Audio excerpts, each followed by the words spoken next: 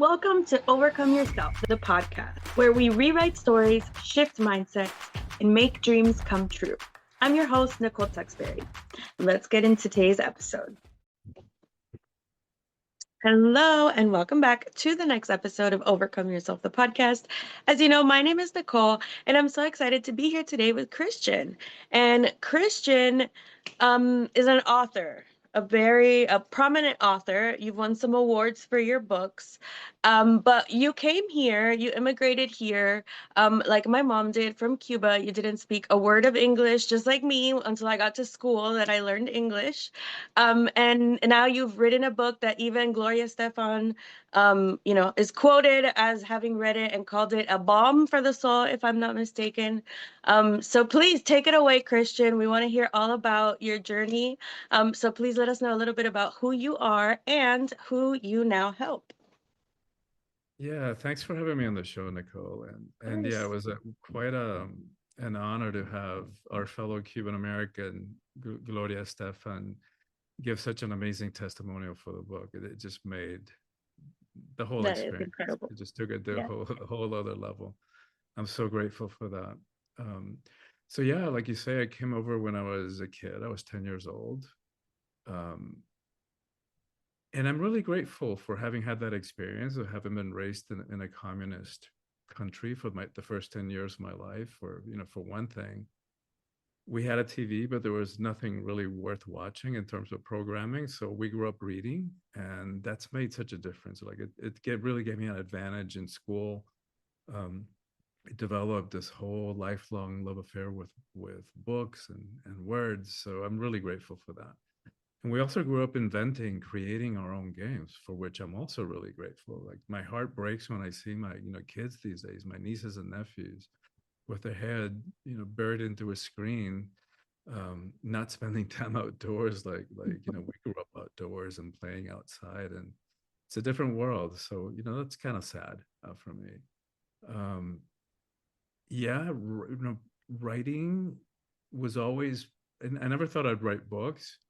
Um, so that was kind of an interesting twist that life gave me. I was actually approached by a publisher 20 years ago for my first book.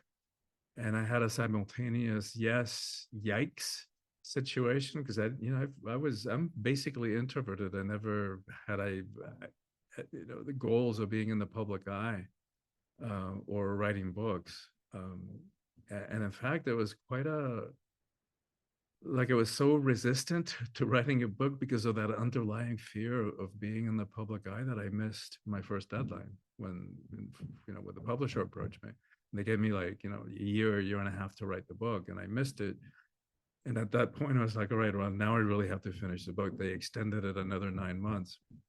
And my breakthrough in that was because every time I thought I had to write a book, I would freeze. Like I've never written a book before. I didn't know how to write a book. But then my breakthrough was I've done term papers. I know how to do term papers. So let me think of the book as one long term paper with different sample sections. And by breaking it down into smaller, manageable pieces, that's how I got through it. That is amazing. How do you write a book? One word at a time, right? Exactly. Yeah, Yeah, like I the love African that. saying, like, how do you eat an elephant? One bite at a time. Yeah, exactly. Um, Yeah. that is inspiring. And what is it that you wanted to do? Like, because you said that you never expected to be an author. So what were you thinking of doing, and what led to you getting this deal to become an author? Because like that's amazing. That's inspirational. So how did that come about? How did you overcome yourself to become Yeah. an author? Well, I always had a sense of mission. Like I knew, Mhm. even since I was a kid, I was the type of kid that I was, more introverted, but I was great one on one and didn't do surface level stuff well. But I was comfortable in the deeper questions. So I was even older kids would come to me for advice. So I knew that I had that gift and that desire, and I think for me it was a calling, a mission to make a difference, to help people have more fulfilling lives, and to make all of us evolve um, in a quicker way. Um, and so, because it was part of my philosophy in this it's kind of translating, not translating, but paraphrasing Einstein, that you can't solve a problem from the same level of consciousness in which it was created. Mm-hmm. And so when I think about how do we dig ourselves out of this hole that we have all of collectively dug ourselves into, the only way out that I see, it's a spiritual revolution, a leap in consciousness that's going to shift the way we see ourselves, the way that we see each other, and the way that we relate to this planet on which we live. And so I know the 100th monkey myth was turned out to be a myth. The 100th monkey effect turned out to be a myth, but I still believe in critical mass. And so I see my job as how can I reach as many people as possible so that at one point, hopefully, we will reach that critical mass state, and that will bring about that leap in consciousness. So I translated that sense of mission in different ways at different points. Like in the beginning, I was raised in a very Catholic environment, so I thought I was going to be a priest. I went to an all-boy Catholic high school, so that was kind of like a natural thing for me to think about.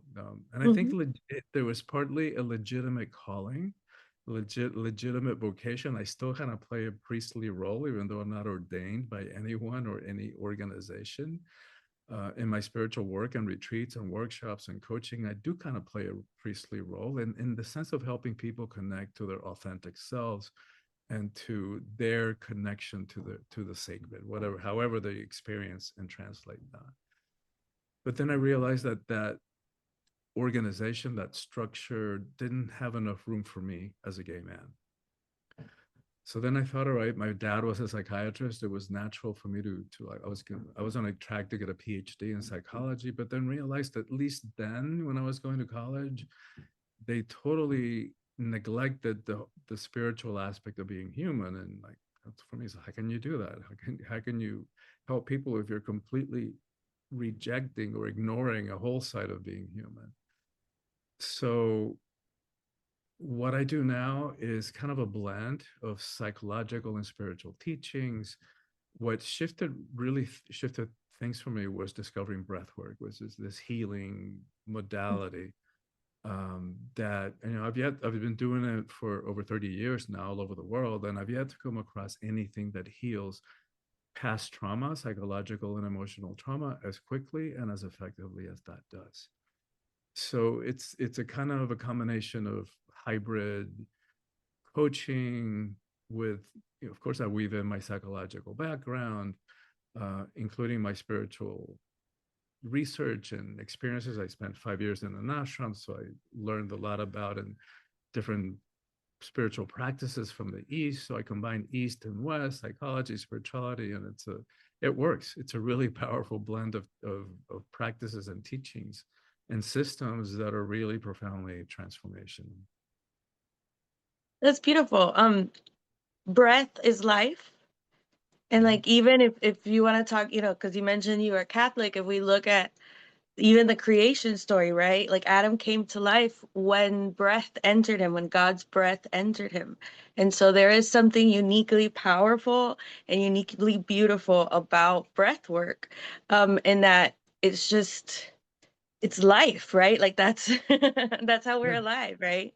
Is yeah. breathing. And Yeah, so yeah, you're that's absolutely right. Like the breath it's is our most loyal companion on the mm-hmm. journey of life, right? If we take our first breath and our last breath, it is life. Mm-hmm. Keep us keeps us alive. It is what animates us. And to take that a little deeper, if you look at the majority of religions and spiritual traditions, and even several secular languages, one word the same word can mean breath or spirit. So, for Mm-hmm. example, pneuma in ancient Greek meant lung. From that word, we get pneumonia, but it Mm-hmm. also meant soul. From the Latin root spirare, we get both respiration and inspiration or expiration. So that breath spirit connection is found all over the world. It's powerful. I love that. And so is that Is that what your book is about? So let's talk a little bit about the book. Did you kind of just give us a synopsis of what that is, or? No, the book, I mean, I definitely mentioned breath work, Hmm. throughout the book. Um, the two recent books, the one that just came out is about relationships. It's how to do relationships consciously. The title is Conscious Love: Transforming Our Relationship to Relationships. So how do we Nice. approach relationships in a different way? And what I did in that book is come up with 10 kind of obstacles, challenges that many of us get stuck in when we approach relationships. So, for example, if we're approaching a relationship hoping that it's going to fulfill us, that it's going to complete us, like we hear in so many popular songs and movies, yeah, you're going to make me happy, you're going to complete me. Hmm. Forget it. There isn't anyone out there who's going to make us happy, and there isn't anyone out there who's going to complete us. And so if we're approaching, and it's not their job to, so how unfair to put that big responsibility on another human being or on a relationship. It's a lot of weight to carry. Hmm. So those relationships, if that's how we're approaching it, they're not going to have a really good outcome, probably. So if we're going to approach a relationship consciously, meaning that we know and we take full responsibility for our own happiness, we know nobody out there is going to make us happy. We can do it, approach it in different levels. Like level one, the other person doesn't want to play at that level, right? They're just, but enough about the relationship works. We cohabit well together, maybe you co-parent well together, maybe you sex is great, you have share a good sense of humor, conversation, whatever. There's enough of it that works that we say, okay, well, it's not perfect, but nothing is, no Hmm. relationship is. So we're going to reclaim the time and the energy and the resources that we would otherwise be spending looking for the one. I'm going to spend and focus that energy on my own personal growth and transformation, which is ultimately, I believe, is what we're here for that spiritual evolution. We'll skip number two, come back to it. Level three, both beings are already fully realized, fully aware of their God essence, their connection to their cosmic connection, whatever. And so we can then, the relationship becomes like a sacred dance in which we mirror that for each other. I don't think we need to worry about that one yet. So let's go back to number two. That's the juicy one. That's using the relationship as a laboratory for growth. And in this level, both beings are fully in on it.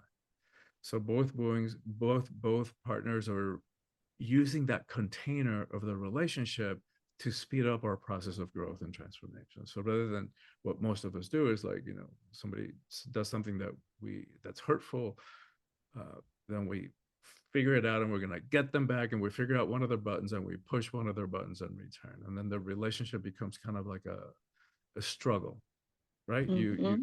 hurt me, I hurt you, you do something to me, I do it back to you. So we get stuck in those power struggles. Um, but if we do it consciously, so rather than pointing the finger and getting you back, if I feel, wow, that hurt, and go into the deeper questions, why did it hurt, right? What's really going on under the surface? And beginning to look at the patterns in our relationships, because sometimes the relationship feels like the same old boring movie, only with a different co-lead, a different actor, but the same kind of patterns, the same kind of crap, the same arguments coming up. So at some point, we got to get honest with ourselves and realize that there's one common denominator in Yeah. every one of those arguments, every one of those Hmm. relationships, and it's right here. So if we Yep. focus the relationship back on ourselves and ask ourselves the questions, why do we do the things we do? Why do we get stuck in these patterns? What are the common denominators? What are the, is it certain type of behavior, certain type of person, a certain type of situation where I tend to get triggered? Then we can grow. Then we can get a lot of insight about ourselves, and our lives will change. So that's in a gist that book. We also talk about sexuality and spirituality. There's a whole section on that. And then the previous book is on power, and they're interconnected too. They're part of a series actually. And that book on Nice. power is like, how do we step into power, personal power, in a way that's not about hierarchy, control, fear, force, domination? How do we do it in a way that it doesn't require that I push anybody down, step on them, put my knee to their neck in order for me to feel powerful? And it's for everybody, but it has a particular message about the empowerment of women, because I think the empowerment of women is the single most important thing that needs to happen in our world. I love that. I think that's very important too. um, that is powerful. And it just reminds me, you were talking about relationships. The first relationship that we really gotta get to terms with and get on a good side with is with ourselves, right? Absolutely. Because if you can't deal with you, nobody else can deal with you either. Like, so I've been there where you look back and you look at your track record and you realize what is the common denominator here. And then, it's you. You're right. It's absolutely you. And then you're like, well, that's the only one I can change either way. Even if it wasn't me, what can I change? Because that's the only thing I have power over. Exactly. And so you're leading from empowered, like an empowered position versus, I guess, like where the vibration where you were at when that was happening. And when you were talking about, I guess it's communicating at the root of it all. And it just made me think it's not you versus me, it's us versus, the problems, the stuff, the trauma that happened, all of those scripts that we wrote in our head, that the scripts we designed to keep us safe, or when we were going through those things, oh, you can't trust someone like that, or oh, you can't do this, or oh, you can't do that. And they're unconscious, they're subconscious. We might not actively think those things, but there's just something going on underneath. And so it's in those moments, right, where it's uncomfortable and there's a miscommunication, and where we really have to just kind of stop and be like you said, where is this coming from? Um, because it's usually not like we have an argument and it's not about whatever is happening here on the surface, right? Exactly. It's whatever's that triggering that. Like, why are you perceiving this that way? What did you hear when I said that? And really just getting down to the root of it. And so I think it's so important. Um, I love that. I love that. And it's Exactly about the right. the yeah, like I said, like you said, relationship, and starting with a relationship with you. And then the Yeah. second book is, now that I've handled me, now let's talk about relationships with others, right? So I think that's pretty cool. Yeah, you just named one of the 10 challenges that Oh we yeah. have in relationships, which is that we carry our old unhealed Hmm. wounds from the past into our relationships. Yeah. Um, and then here we are. We think we're having an argument, you and I, but it's actually getting filtered through that lifetime of Hmm. unhealed past trauma that we never dealt with, and a lifetime of suppressed emotions. Um, and so we're actually having a conversation with our unhealed, unresolved pasts, and so it's really important. That's why it's so important that we do our work, whether Yeah. that means going to therapy or doing a retreat like Mhm. the ones I offer, or to get into work with a relationships coach. But it's really crucial. Otherwise, we just end up projecting our unhealed stuff onto each other. Yeah. Being able to be conscious enough to say, let's hold on, let's pause this. Because we could get so into our emotions, be like, I have to win this. And it's not about winning, right? Because if you tear the other person down, you didn't win anything. Like it's never gonna be the same, and so yeah, I think that's really, really important. Yeah. Um, all right, so you did mention to me that you have a special gift on your website that you wanted to mention to the audience. So can you tell us a little bit about that? Yeah, we have a guided meditation when Cool. people go to my website and sign up to be on my email list. And you know how easy it is to click on subscribe if it doesn't work for you, if it's not nurturing you or supporting you. But anybody who signs up for my email list, they'll get a sample chapter from the book, and they'll get the guided meditation sample chapter, and there's one more thing I forget. um, So it's gonna be a free bonus. Like you get a yeah, bonus three surprise. different bonuses, those two for sure, and there's the third one that I'm blanking on. That's totally cool. Well, I have it in the show notes for you guys, and all of those links will be available down below in the show notes. And of course, Christian, how can we stay in touch with you? What if we want to follow you? We want to hear about your next book maybe that's coming out, or the next celebrity quote that you get, since you obviously hang out with awesome people. Yeah. Um, the best way to get in touch with me is, I think it's my website, which is Cool. soulfulpower.com. SOULFUL POWER.com. And from there, they can email me directly. They can access my social media. The books are available on Amazon, or they can order it at their local bookstore. It takes a little bit more time, but you support your local bookstore that way. That's awesome. And we like to finish the show with a final tip. So, like, what's the best advice you have, that your clients paid you for, and they're like, oh my God, this is worth everything in the world that I paid you. So, what's that tip? Well, I think, I'm not dogmatic about many things. I think only three different things and I guess it's not dogmatic, as if you show me a different way, I'm open to looking at it. But as far as I see, if you want to be free, if you want to step into your power, if you want to have lives that are filled with meaning and purpose, there's three things that I think are imperative. One is going within, right? You have to go within. You have to understand yourself and why you do the things you do. The second one is forgiveness, right? And we wish we had more time to get into, because there's a lot to say about that. But as long as we're holding somebody over the fire for what they did or failed to do, our hand is also in the fire getting burnt. Mm-hmm. So that's what we've heard it in so many ways. Forgiveness is for us ultimately.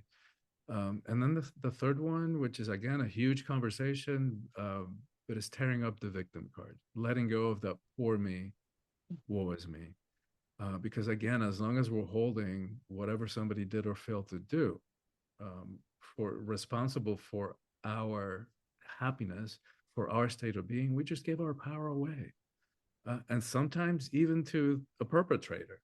So not a good strategy. None of it is easy. Forgiveness is not easy. Giving up that poor me, it's not easy, but here's the way to hold it that makes it doable. No matter what happened in the past, and human beings unfortunately do horrible things to each other.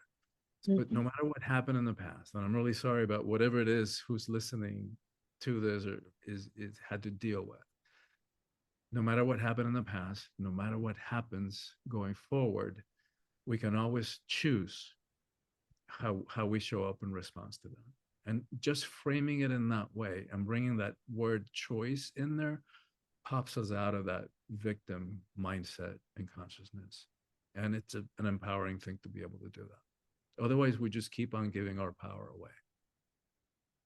Yeah. Yeah, this stuff you talk about, you're right. It's not easy. Facing those scripts, facing that forgiveness, those feelings, they're not easy.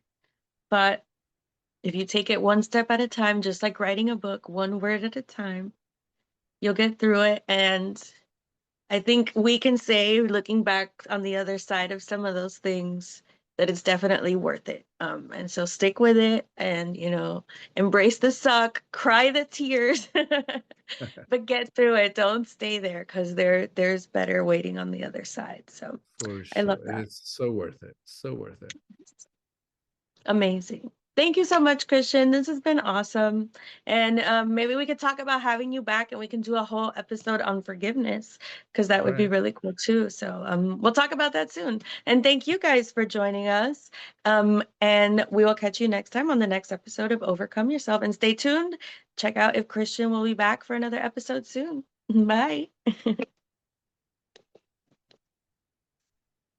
Thanks again for tuning in to Overcome Yourself, the podcast. Stay bold, stay grateful, and keep becoming your best you. For more information and resources from me, Nicole, head over to nicoletexberry.com/resources. See you next time.